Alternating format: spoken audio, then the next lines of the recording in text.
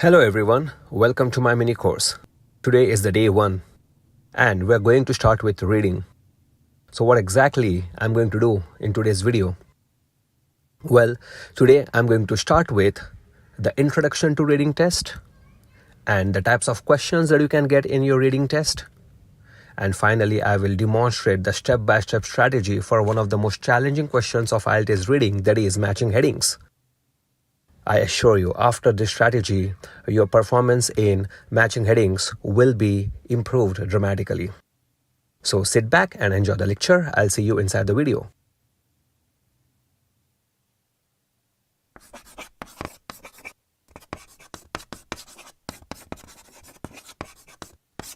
Let us begin with the fundamentals of IELTS reading test.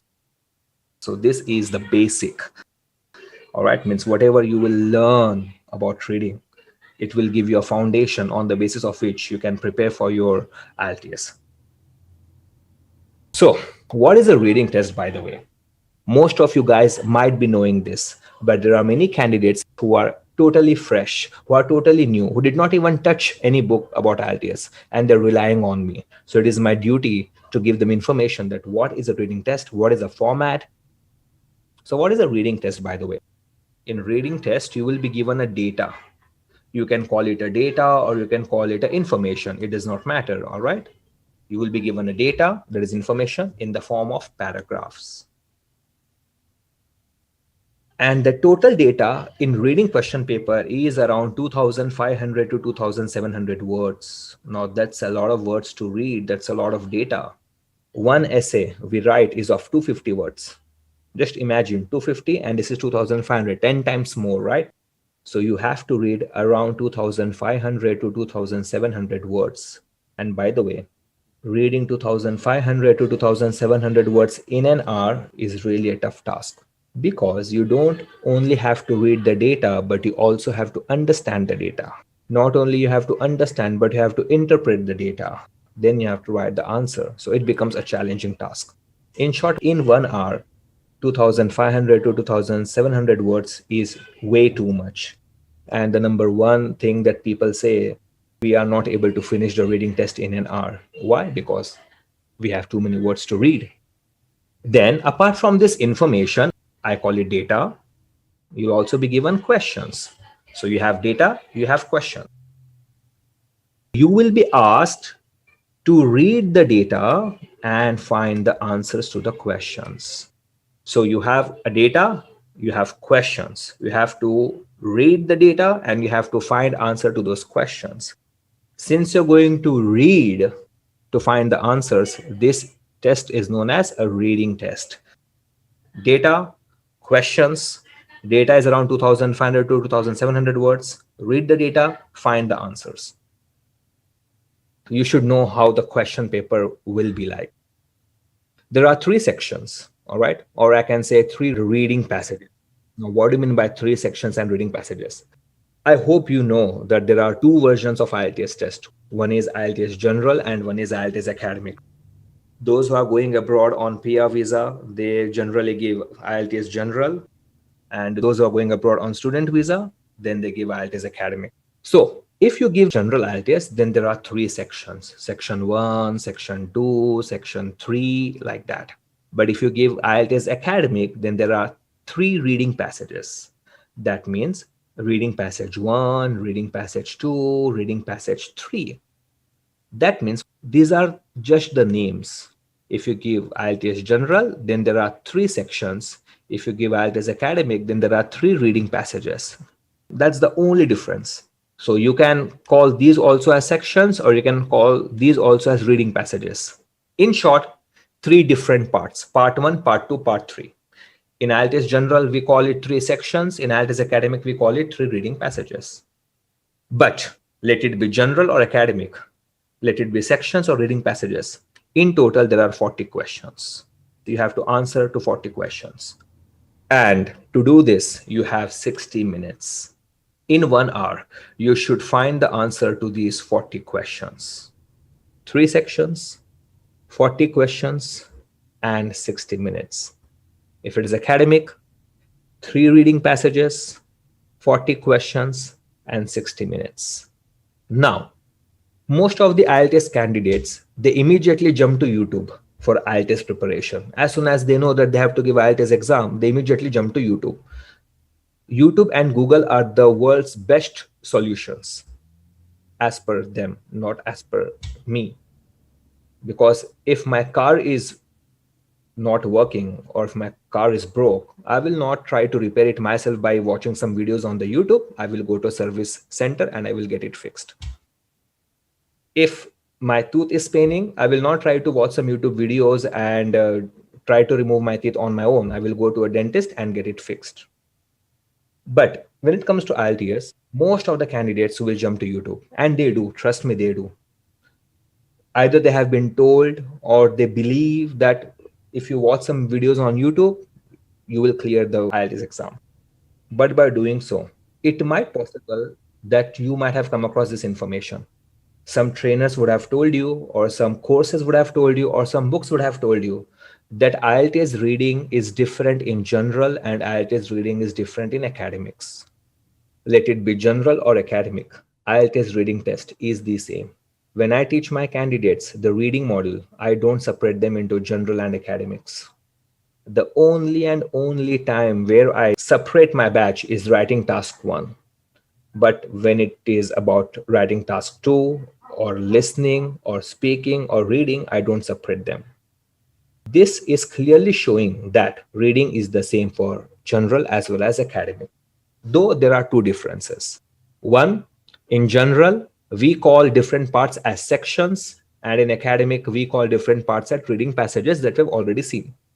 There is one more difference. The source of the data means the data that you can see in the IELTS reading general is collected from general sources such as newspapers, government magazines, journals, publications in general. But the source of data in IELTS reading academic is taken from academic sources like textbook, universities reports, research by some organization. Means that will be more subjective. Simple example I can give. IELTS general, the data may be from a newspaper. IELTS academic, the data may be from a textbook, maybe history textbook, physics textbook. It does not matter, but it will be academic. That's the only difference. Apart from these two differences, there is no difference at all in general and reading, because the types of questions that we have in general and academic, they are the same. We have true false not given in general. We have true false not given in academic also. We have matching headings in general. We have matching headings in academic also. In general also, we have 60 minutes. In academics also, we have 60 minutes. In general, we have 40 questions. In academic also, we have 40 questions. So please make up your mind. From today, you will never ever should feel that general and academic reading is different. Just two differences.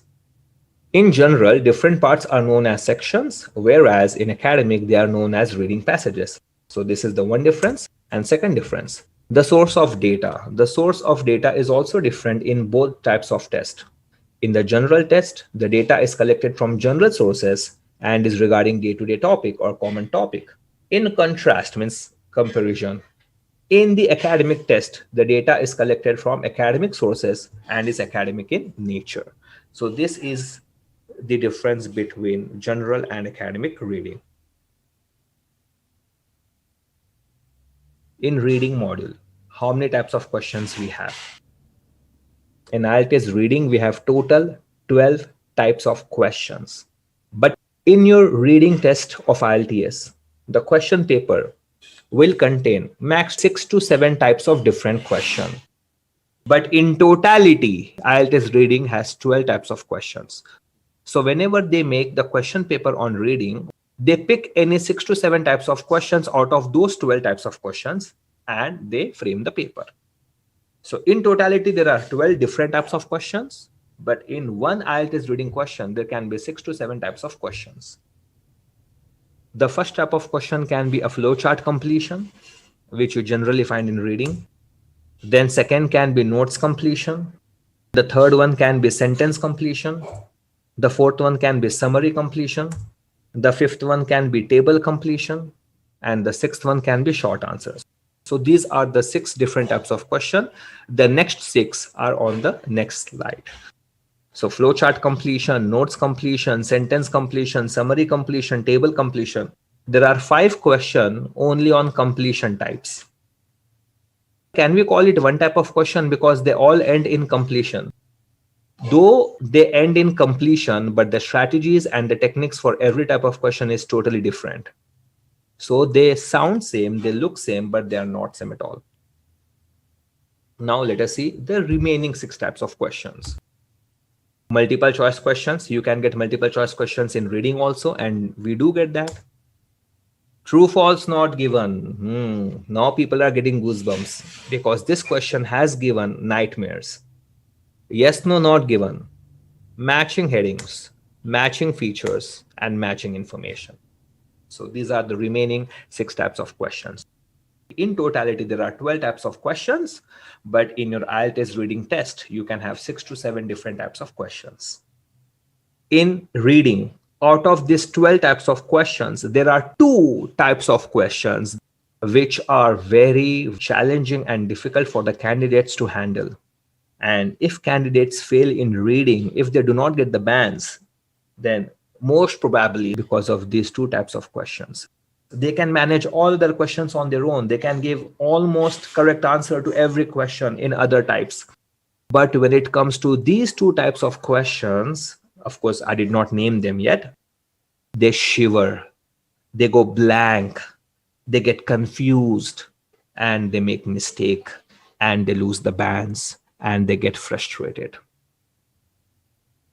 Which 2 types of questions are they? One is true, false, not given, and one is matching headings. So these are the 2 types of questions which are really challenging. Almost every candidate have difficulties in handling these questions. But rest of the questions are manageable. I'm not saying that rest of the questions are manageable for every candidate. There might,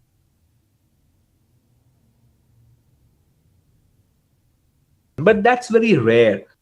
Generally, most of the candidates have problem only in true, false, not given and matching headings. Now, as you all know, this is a mini course. That means we cover only the most important and the challenging questions. So therefore, I'm going to show you the strategies for these 2 types of questions so that you can easily master these questions and finally get the bands that you always wanted. The next, we are going to start with matching headings. But before that, I want you to know one important thing about reading. And this information is applicable to entire reading, not only specific questions, but entire reading. There are 12 types of questions. If you separate these matching questions, can you see this matching, matching, and matching? In short, matching questions. Let it be matching headings or matching features or matching information. It does not matter. Out of these 12 questions, if you separate the matching questions, every type of question, that means I'm talking about the remaining 9 types of question. In every type of question except matching, the answers will be in the sequence. For example, let us take true, false, not given. This is tough, this is difficult, but definitely it is not a matching question, right? So here the answer will be in the sequence. Let me give an example to understand. There are 7 paragraphs and there are 6 questions. Suppose the answer to question number 1 is in paragraph 4. Then the answer to question number 2 cannot be in paragraph 3, 2, or 1. It has to be either in 4 or 5 or 6 or 7. Like that, it will be in the sequence. This is very useful information. When it comes to strategies, we can use this. But when it comes to matching questions, answers will not be in the sequence. It means answer to question number 1 can be in the 7th paragraph and answer to question number 2 can be in the 1st paragraph. Very much possible. That's the reason why they call it matching. You have to match. If they give you answers in the sequence, then anyone can match, right? So let us finally begin with matching headings.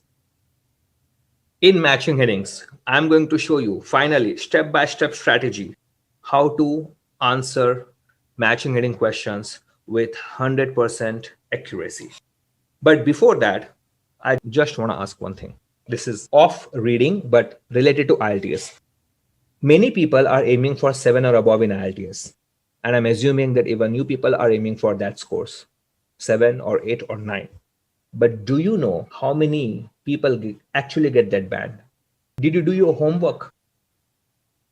Do you really know how many people get the bands 8777 or 7 and above?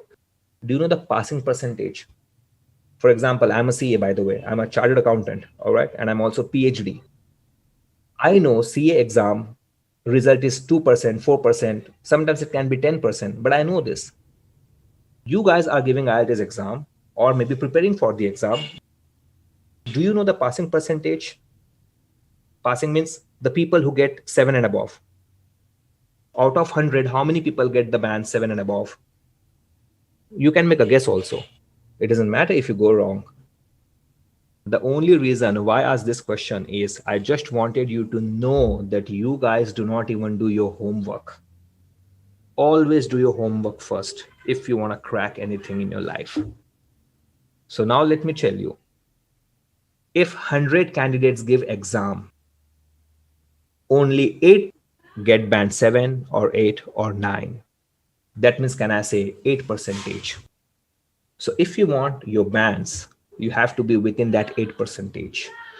And that will require some serious planning and some serious approach towards IELTS. If you take IELTS casually, then you're not going to be in that 8%, but you're definitely going to be in 92%. YouTube will help you to get 6 or 6.5. But 7 or above, you need a professional help. Or if you have ample of time, you can do it on your own. I know many candidates, those who got the bands with self-study. You can take my own example. I studied for 2 months. I got the bands. But I just want you to know that you have to have serious approach. You have to have serious planning. All right. So let us begin now with matching headings. This is one of the toughest questions in IELTS reading. This is how matching headings questions look like. This is just a sample. We are going to solve some other matching heading questions. In matching heading questions, first of all, you will be given a list of headings.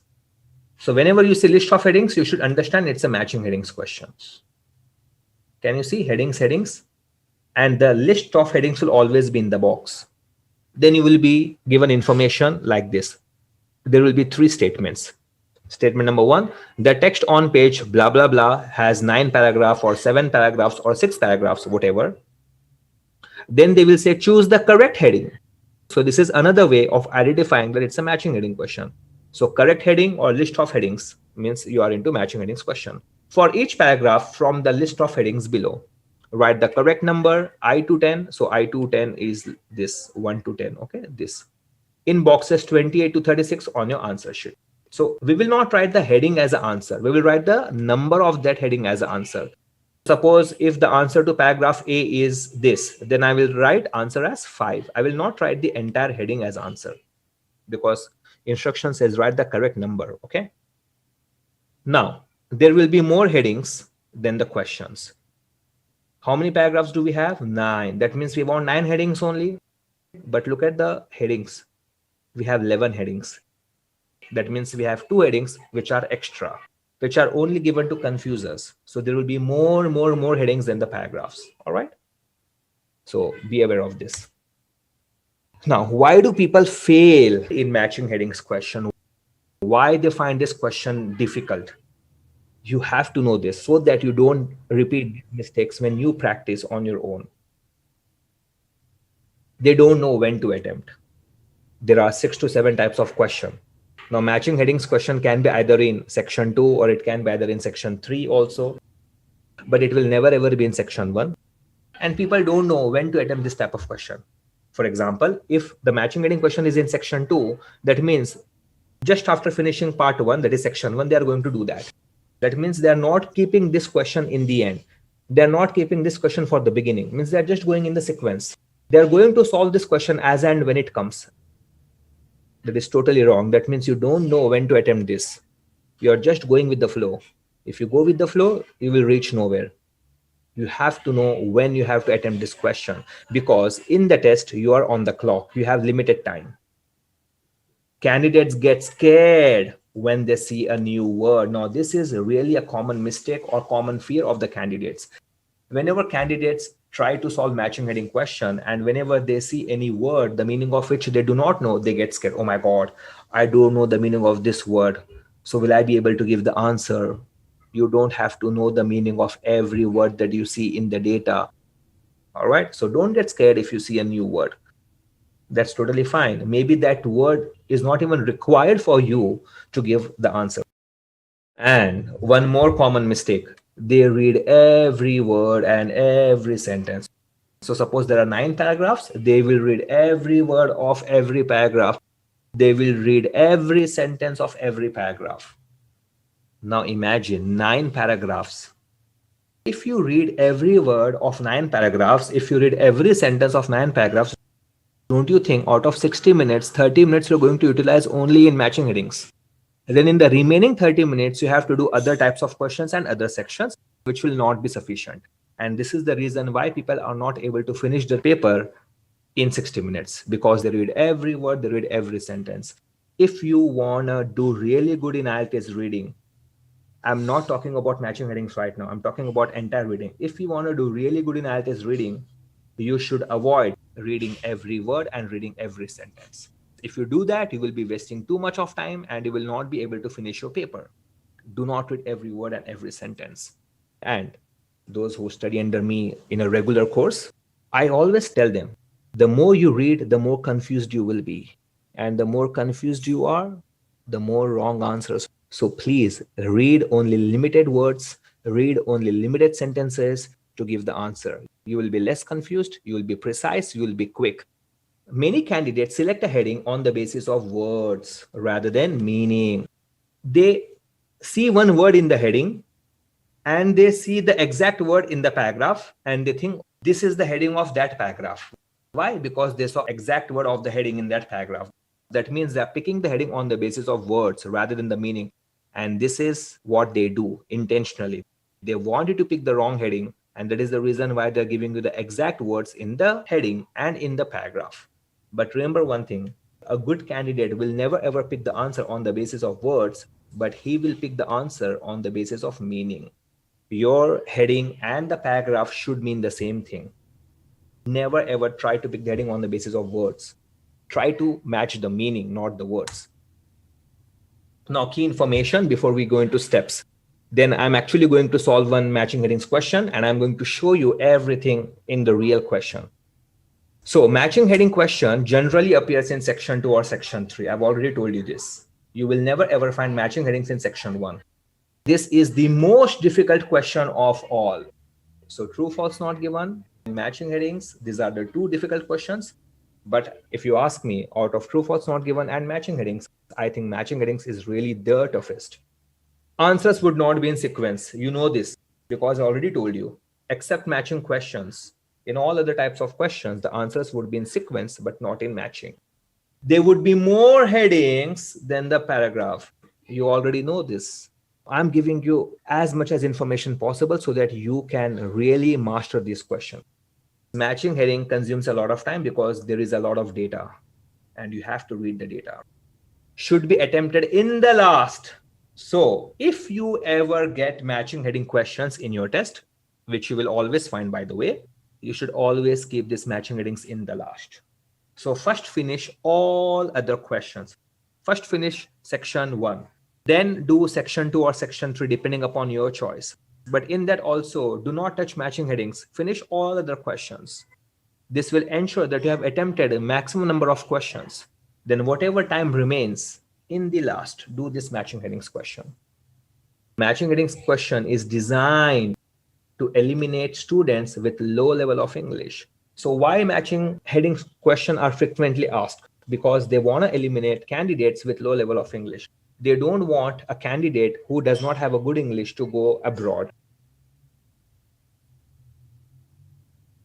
So how they filter out such candidates? By asking matching heading question. So if you have a low level of English, you're going to go wrong in matching headings. And it is a band 9 question. Matching headings is designed for band 9 candidates. If not band 9, then definitely for band 8. Only they can do really good in matching headings. So you have to bring up to that level. Students with low level of English will pick headings on the basis of words. So if you are picking the headings on the basis of words, then you have a low level of English and you are not a band 7 candidate, you are less than that. So if you are picking headings on the basis of words, You should change that from today. Most candidates try to match words rather than the meaning. I've already told you this. And if you do not practice this type of question effectively and adequately, you're sure to lose the marks. So you have to keep on practicing matching headings question till the time you give your IELTS. I see some people, they practice listening on day one, then after 5 to 6 days, they practice speaking.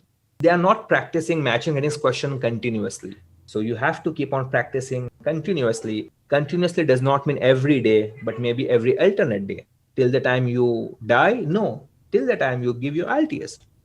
It is a main idea question. Now, what do you mean by main idea question?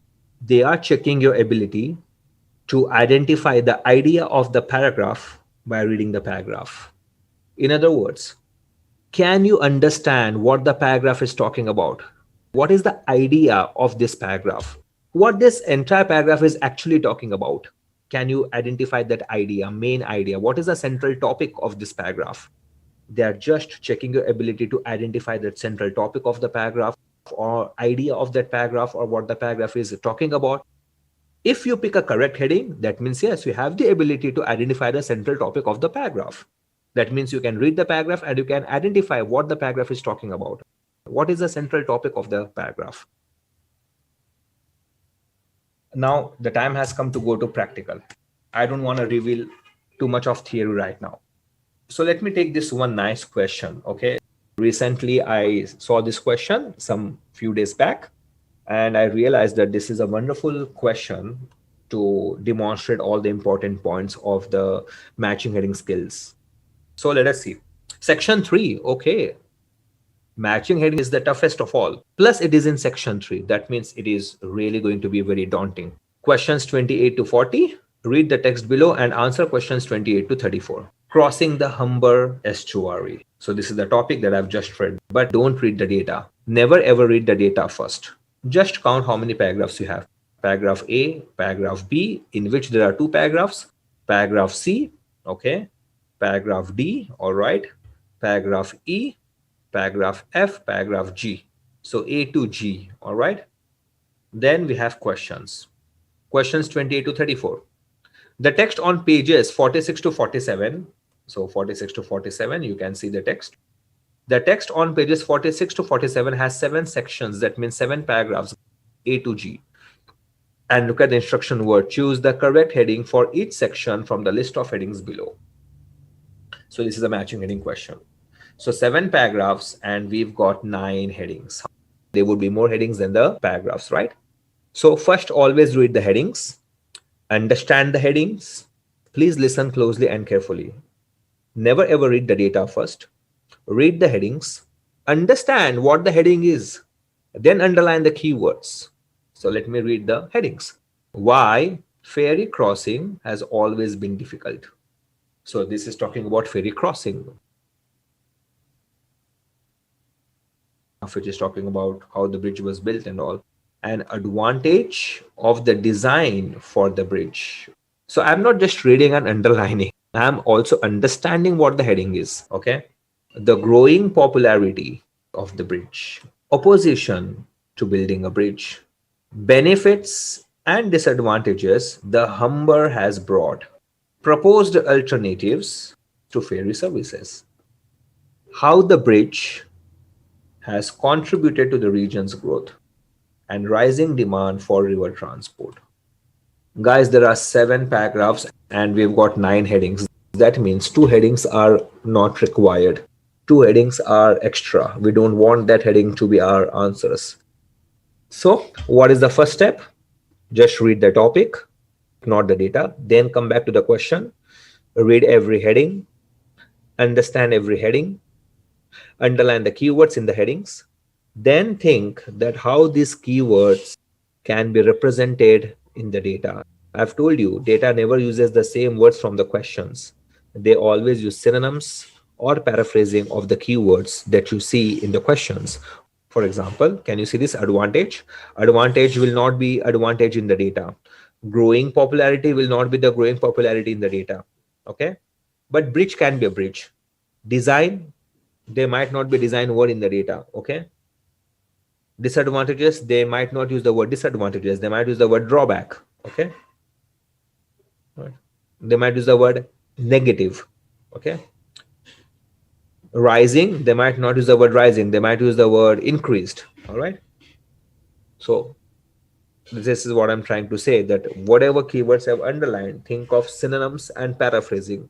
Just ask yourself how these keywords can be there in the data. Okay. Tell me, answers would be in sequence or answers would not be in sequence. Of course, I've told you this is a matching question, so answers won't be in sequence, right? So where we should start from?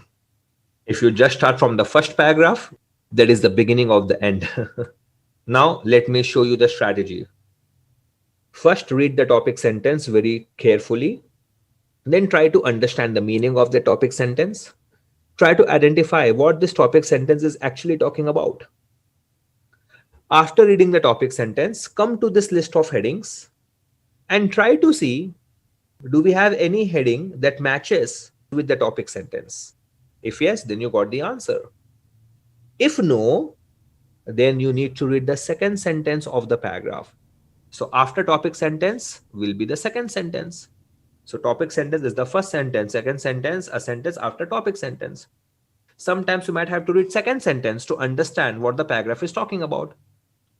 Then in this case, you should read the second sentence very carefully. Then you should ask yourself, what is the paragraph is talking about? What second sentence is actually talking about? Then again come back to the headings list. Now try to identify, do we have any heading that is matching with the second sentence of the paragraph? If yes, we got the heading. If no, sometimes even this won't work. In this case, you should now read the last sentence of the paragraph. Try to identify what the last sentence is talking about. Then come back to the list of headings again.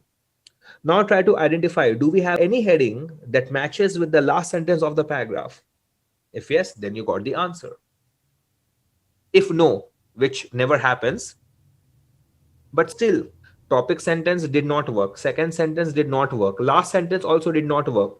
Very rare this can happen, guys. In that case, you should read the entire paragraph to understand the meaning of the paragraph and then pick the heading. But this happens only once in 10 or 15 matching heading questions. Means once in 10 to 15 tests. All right. But generally, you should get answer in topic sentence or after reading the second sentence or after reading the last sentence. 98% of the time, you will get answer with the help of just these three sentences of the paragraph. So now which paragraph to pick first? That is also a big question. Look at paragraph number A. It is big. B is huge. There are two paragraphs. C is okay, comparatively better. D is small. E is big. I think F is the smallest one. So always pick the shortest paragraph first.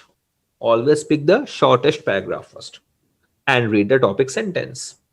Then try to identify what the paragraph is actually talking about. Then come back to the list of headings and then identify, do we have any heading that matches with the topic sentence? If yes, we got the heading. So let us see now paragraph number F. Malcolm Stockwell, the bridge master, recalls when the bridge first opened, there wasn't a great deal of interest in it. The bridge master recalls that when the bridge first opened, there wasn't a great deal of interest in it. So can I say the paragraph is going to talk about the bridge and the interest in that bridge? Now just answer my simple questions. First heading is about the bridge or it is not about the bridge? First heading, is it talking about the bridge? No. Second heading, it is talking about the bridge? Yes. But heading is talking about building the bridge. But the paragraph is not about building the bridge. Paragraph is talking about interest in the bridge. Advantage. Even the third heading is about the bridge. So I'm just trying to identify how many headings I have for bridge. Heading number 1 is not for the bridge. So this is not going to be the heading. Heading number 2 is about the bridge. Heading number 3 is about the bridge. Heading number 4 is about the bridge. Heading number 5 is about the bridge. But heading number 6 is not about the bridge. Heading number 6 about the Humber, the area. Heading number 7 is not about the bridge. Okay. But heading number 8 is about the bridge. And heading number 9 is not about the bridge. So can I say out of 9 headings, how many headings do we have for the bridge? 1, 2, 3, 4, and 5. 5 headings for the bridge. That means the answer to this paragraph will be out of only those 5 headings. So let us see bridge and interest. Do we have any heading which is talking about bridge and interest? Bridge and interest. Bridge and interest. Bridge and interest. Bridge and interest. No. In that case, I should read the second sentence. Then children started visiting, and he remembers their astonishment at seeing the control room and all the lights. First, when the bridge opened, first there wasn't a great deal of interest in it. Then the children started visiting. That means earlier there was no interest, but then children started visiting. Why you would visit something? Because you get interest in that. So earlier there was no interest, but then children started visiting. That means, can I say, in the bridge, earlier there was no interest, but then people started visiting. That means, can I say, the bridge has started becoming popular and popular and popular. So can I say growing popularity of the bridge? Paragraph number F is talking about the growing popularity of the bridge. There wasn't a great deal of interest in it. Then children started visiting. So the growing popularity. Then children started visiting, growing popularity. See how they have paraphrased the heading, growing popularity. Now you will observe they did not use the word growing in the data. They also did not use the word popularity. But they have made it clear that the popularity has grown. Interest, popularity, they are synonyms in this context, right? So the heading to paragraph number F would be 4. So I'm going to write the heading and I'm going to put a cross on heading number 4. I got my answer just by reading the first 2 sentences. That means I'm not going to read all this. That means imagine I'm going to save some time, which I can use for some other questions, right? That is the reason why I said people spend a lot of time on matching reading questions. Why? Because they read every word, every sentence. You don't have to read every word, every sentence. The answer will be either in the first sentence or the second sentence or the last sentence. So read only those sentences. Why to read every word and every sentence and waste time? After F, which is the next shortest paragraph. So we've got D and we've got E. So let's begin with E. You can begin with D also. Okay, but let's begin with E. Work on the construction proceeded for 8 years. Construction of what? Of course, the bridge. Humber is the area, right? How can you build that? That's a natural thing. I think they're talking about the bridge. Work on the construction proceeded by 8 years, during which time many thousands of tons of steel and concrete were used and upwards of 1,000 workers and staff were employed at times of peak activity. Work on the construction proceeded for 8 years, okay, during which time many thousands of tons of steel and concrete were used, all right, and upwards of 1,000 workers and staff were employed. Okay. So this is again talking about the bridge. Okay, work on the construction, bridge. Can you see? Construction, building, construction, building. Synonyms. Okay, I'm constructing the bridge, or you can also say I'm building the bridge, right? So can I say this paragraph is talking about how the bridge was built? The bridge was built within 8 years, during which time thousands of tons of steel and concrete were used in this bridge. That means they're talking about how the bridge was built.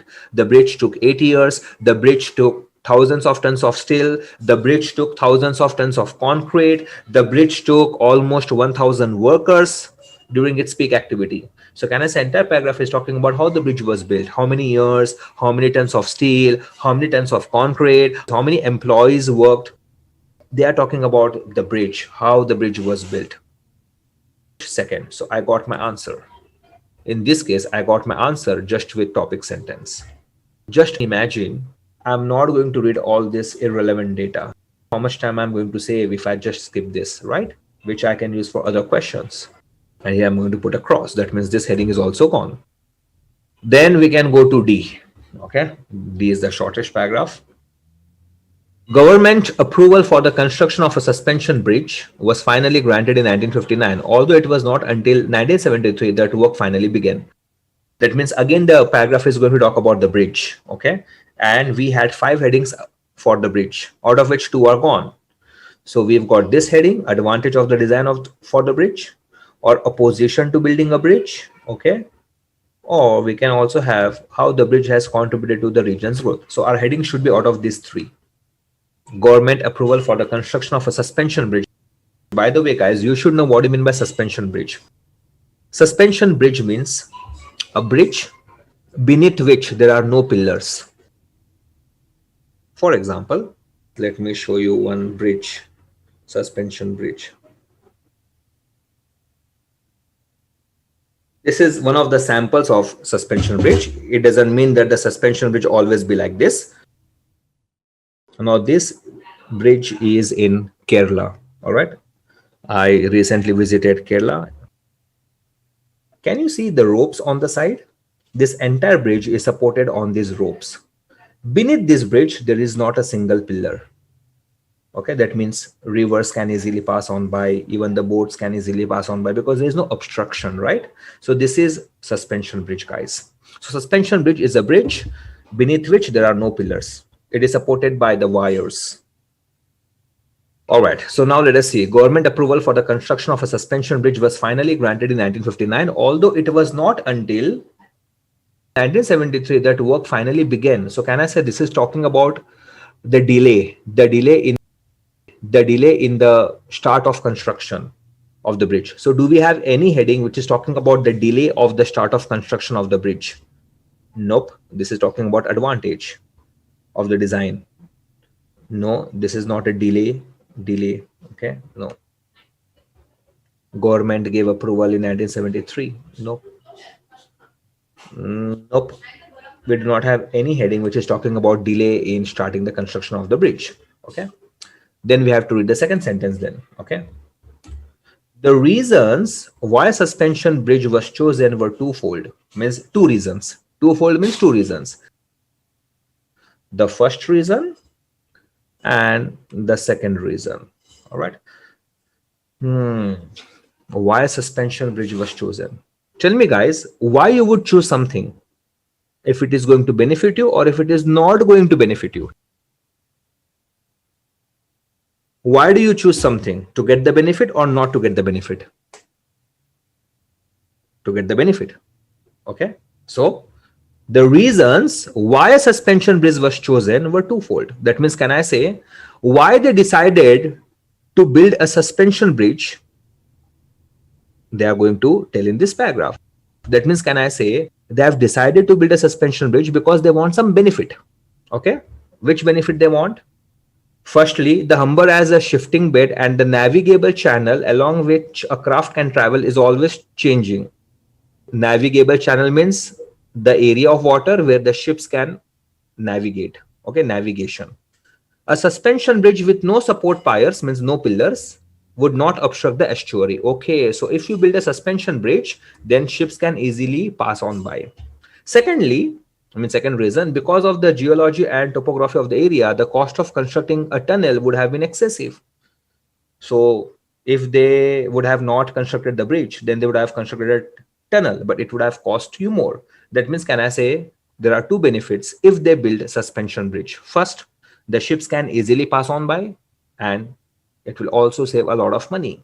So can I say because of the design of the suspension bridge, they have decided to build a suspension bridge so that they can get these 2 benefits. Which 2 benefits?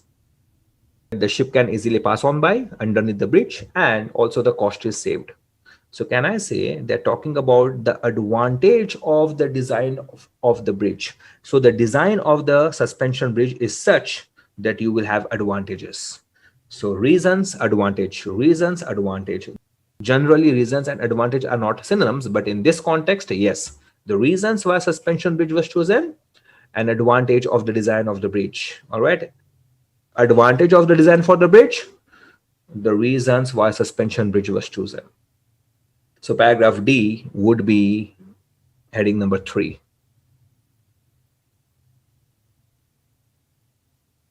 Now we've got G, in which there are 2 paragraphs.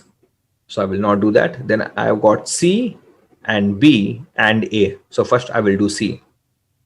The bridge was the outcome of over 100 years of campaigning by local interest for the construction of a bridge or tunnel across the estuary. So estuary means the area where the water is, where the ocean is.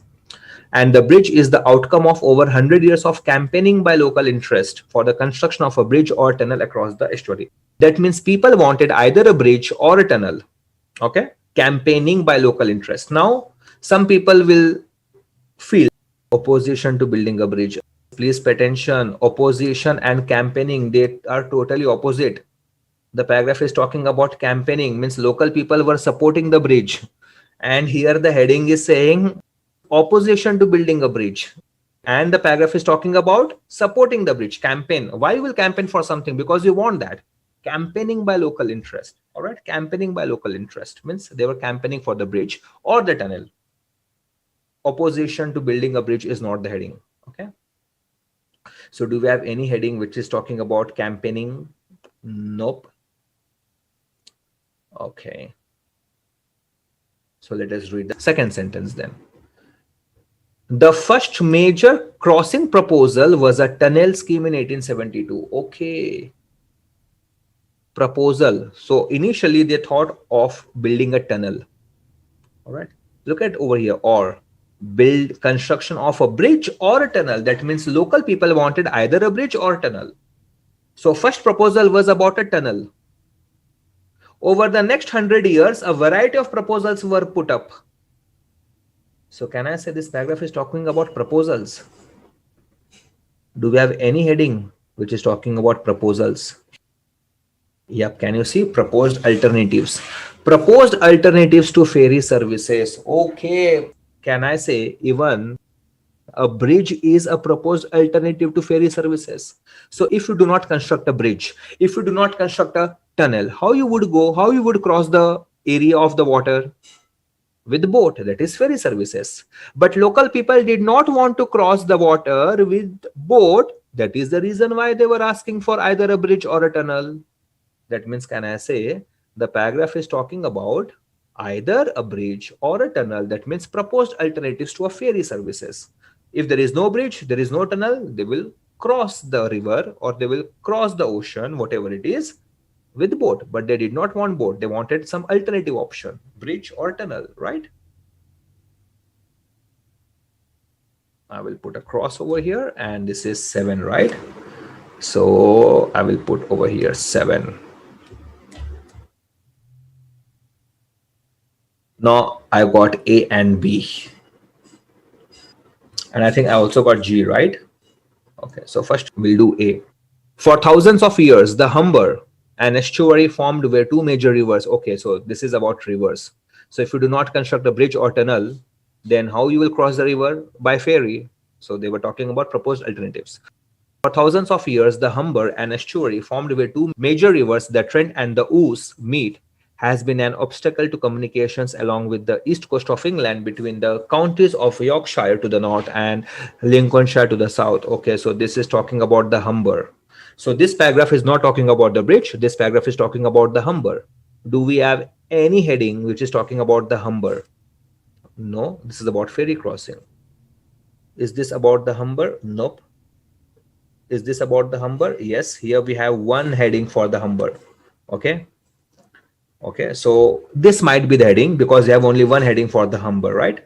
But we have to ensure that this is the heading which is correct. So I can feel that this can be the heading because Humber, all right? Because the paragraph is talking about the Humber. But the paragraph should be talking about benefits as well as disadvantages, because I've used the word and. If paragraph is only talking about disadvantages but not about benefits, then this cannot be the heading. If the paragraph is only talking about benefits but not disadvantages, then also it cannot be the heading. Paragraph should be talking about benefits as well as disadvantages so that we can pick this as a heading to that paragraph. So let us see. The Humber.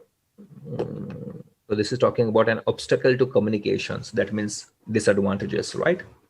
Yeah. Before the arrival, I'm not able to see any advantage in topic sentence. So I know that there is a disadvantage, okay? Obstruction from communicating and all. But what about benefits? There should be one benefit at least in this paragraph if that has to be the heading. Before the arrival of the railways in the 19th century, no, no, no, no, no, no, nope, nope, nope, nope. Okay. So let me read this then. Can you see this last sentence? It's traffic. It means Humber's traffic because the entire paragraph is about Humber, right? So whenever they will use the word it's, referencing word, you should know that they're talking about Humber.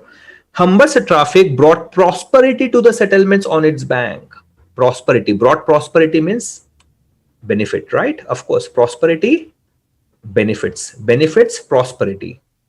So yes, Humber has some benefits. It's a traffic brought prosperity to the settlements on its bank. Okay. But means they are going to contrast. Means there is a problem also. The river itself tended to cut them off from some of their closest neighbors as well as obstructing the progress of travelers moving north or south. So yes, there is an advantage, but there is a disadvantage also. What is the advantage? It brought prosperity to the settlements on its bank. What is the disadvantages? It cut the people off from their closest neighbors, okay, and it obstructed travelers from moving north to south, right? So yes, Humber has advantage as well as disadvantage. So now I can see that the heading is the correct. Benefits, prosperity, disadvantages, this one, and obstructing the progress.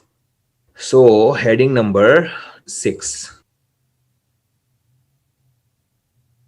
Now let me read paragraph B, okay, or paragraph G.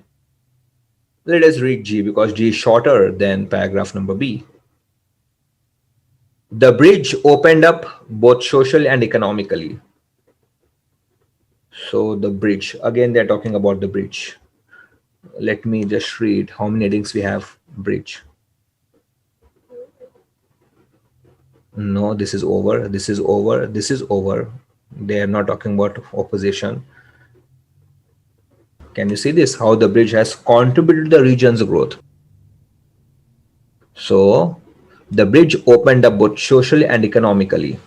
The bridge opened up both socially and economically to previously remote and insular areas of England, and the improvement in communication enabled the area to realize its potential and commercial. Can I say this is talking about development, right? Development. See, entire paragraph is talking about how the bridge has developed, right? Tourist development, improved the communication. Then the bridge saved many millions of vehicle miles and many valuable hours of drivers and passengers' time. An important factor not only for the drivers and operators, but also for tourists and holidaymakers who would have had travel destinations in the region. That means this paragraph is talking about the region and how the bridge, once it is opened, it benefited the area socially as well as economically. Okay, socially means people can easily come and go. Economically means not tourists also can come easily, and if the tourist comes, then the income will also grow. Okay, so socially and economically, the area, the region has been developed. So G has to be this, how the bridge has contributed to the region's growth. Again, guys, I'm not reading all these things.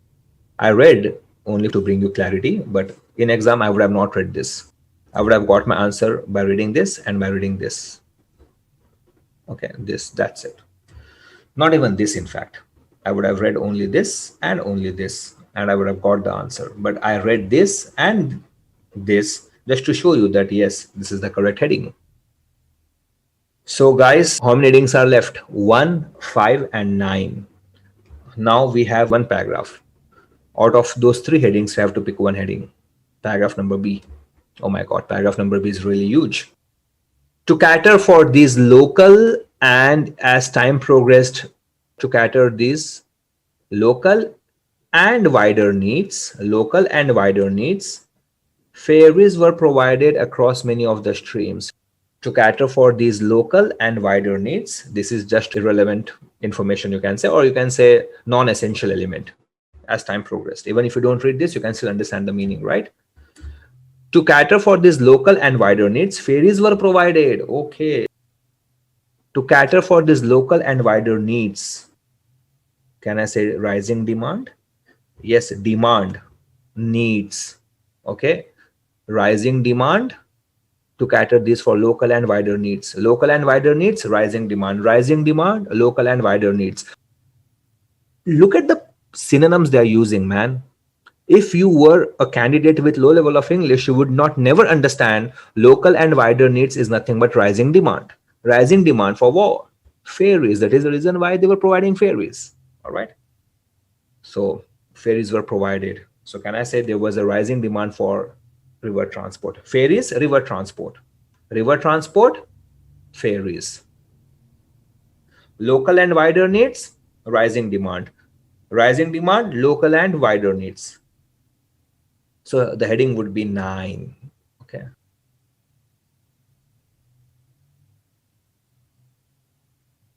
I got my answer just by reading this. That's it. That means, can you imagine how much time I'm going to save if I'm just going to skip all this? In fact, entire paragraph almost I'm not going to study. Still, I got my answer. So this is how you should be doing matching headings. Suppose there are 2 paragraphs like this, paragraph number B. Then what to do? Same strategy. First, read the topic sentence of the first paragraph in paragraph number B. Then try to see, do we have any heading on that topic sentence? If yes, you got the answer, just like we got. If no, then read the second sentence, okay, of the first paragraph of that particular paragraph. Then try to pick the heading. If still no, then read the last sentence of the first paragraph of that particular paragraph. Then try to find the heading. If still no, then repeat the process for the second paragraph of that paragraph. Read the topic sentence of the second paragraph of paragraph number B. Then go back and look at the heading. If you got the answer, good. If you did not get the answer, then read the second sentence of the second paragraph. Now you should get the heading. If still no, then read the last sentence of the second paragraph. Now you should get the heading. So if at all any paragraph has 2 paragraphs, okay, then follow the same strategies, but for 1 paragraph at a time. All right. Just like over here, G also. Okay. Perfect. So now we'll go back to theory. Matching heading is a main idea question, right? And it tests your ability to understand the gist of the paragraph. That is the main idea by reading the paragraph. The key to success is a topic sentence. We know that the entire strategy is based on topic sentence. Topic sentence is the first sentence of the paragraph by reading which the reader comes to know about what the remaining paragraph is all about. So it is like a heading. So whatever I've done, I'm going to take you through the theory. Read the headings carefully and understand them. I did not read the data. I did not start with the data. I started with the headings. So first read the headings, then understand the headings. But if you don't understand the headings, you won't get the answer. So do not only read, but also understand them. Then underline the keywords of the headings. So you have seen that I was underlining certain words of the headings, right? After you read the headings, after you have understand them, after you have underlined the keywords, then pick the shortest paragraph. And this is what I've done, right? Pick the shortest paragraph first and read the topic sentence. Identify the main idea. Now come to the heading and pick the heading if you can. Look back at all the headings. Ask yourself, is there any heading that matches with the main idea? So read the topic sentence, try to understand the idea, go to the headings, ask yourself, is there any heading which matches with this topic sentence's idea? If yes, you got the answer. If no, then sometimes the topic sentence does not work, does not give enough and clear idea about what the paragraph is all about. In this case, you need to read the second sentence of the paragraph to get the main idea. But very rare, even this won't work. And you need to study the last sentence of the paragraph to understand the whole idea of paragraph. So generally topic sentence, if not then the second sentence, if not the last sentence. But very, very, very, very, very rare. These 3 also don't work. Then you have to read the entire paragraph. Now look back at all the headings to match it with the main idea of the paragraph. Repeat the process unless you're done. So first start with the shortest paragraph, Then keep on repeating unless you're done with all the paragraphs. That's all. That was day number 1. Today we have seen the step-by-step strategy for matching headings questions. Well, if you want to master this technique, then you should be picking up Cambridge books number 11 to 15 and solve all the matching headings questions that you can see. But while practicing, do not focus on the time, focus on the accuracy. After you practice, you can check your answers at the back of the book and you will come to know how many answers are right and how many answers are wrong. If you get 1 or 2 wrong answers, that is absolutely fine because you are just learning the process. I guarantee with time and with continuous practice, you will master this and you will get maximum correct answers or maybe all the correct answers. Just keep going strong. Take care.